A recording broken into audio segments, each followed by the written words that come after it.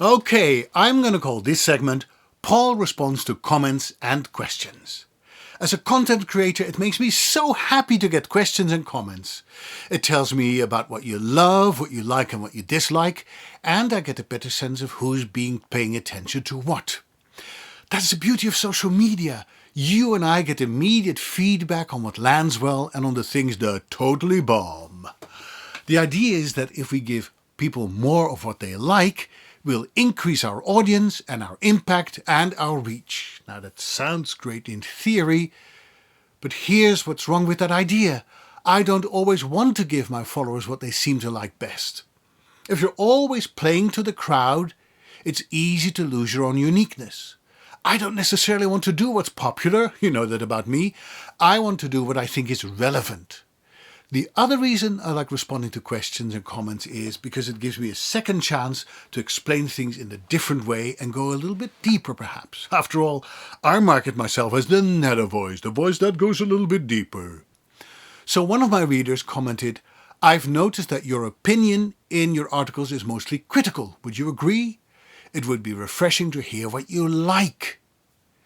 I think it's always interesting when people are critical of me being critical, right? But the question is a fair one though. But let me ask you this. Would you be interested in reading about things in your line of work that are totally hunky-dory, all right, and perfectly fine? About things that work the way they're supposed to work? Or are you more interested in reading stories about problems you have encountered and ways of solving them?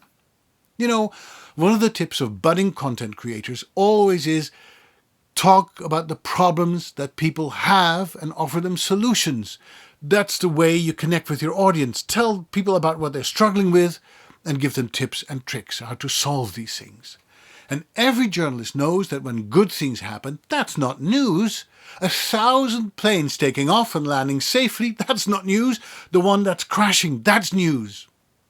You know, having said that, I'm not going to focus on plane crashes, of course not, but the things that are exceptional, that are rare, that are extraordinary, those catch the attention of people. Whereas the things that are normal, they work the way they're supposed to work, are bland and vanilla. Nobody wants to read those stories. So, having said that, when you go over to my blog, you will find lots of articles about things I like and appreciate. Things like interviews, gear reviews, and business advice. But you know what people tend to remember most of the time? You're right. It's the critical stuff and it's the controversial stuff. That's what they remember me for. What can I do about that?